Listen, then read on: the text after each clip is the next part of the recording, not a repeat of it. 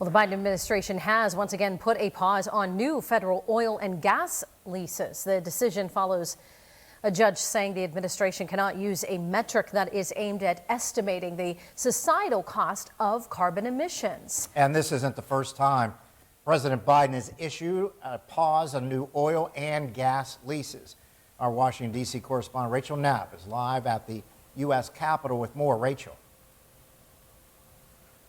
And Biden is keeping climate change in mind, as well as some of his campaign promises, where he promised to help the U.S. move more towards a clean energy practices. However, our local congressional reps are calling this decision a foolish one. You're seeing gas prices go up every day. You see home heating bills each month going through the roof. And now you have the instability in the Ukraine with Russia that is adding to the price inflation impact that we're seeing. This is hurting real Americans. And to see this pandering to the hard left environmentalist, it is just blatantly wrong. And it is just so short-sighted. And it's all motivated by politics.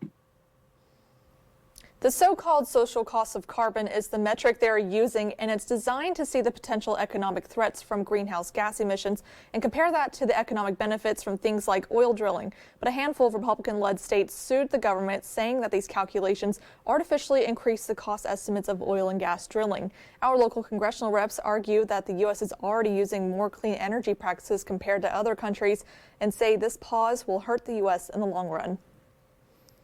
It takes American energy to make sure we can build American infrastructure, to make sure America can be successful, to make sure that we don't have these bad actors like Russia and China putting influence on our allies or other countries around the globe. If we want a good climate and we want a safe world, we need American energy.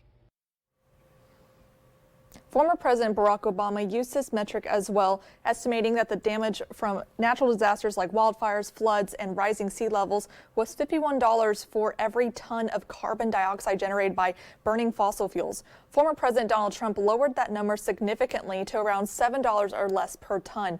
Once Biden took office, he raised that number right back up to $51. Now, it's unclear how much of an economic impact this federal pause will have.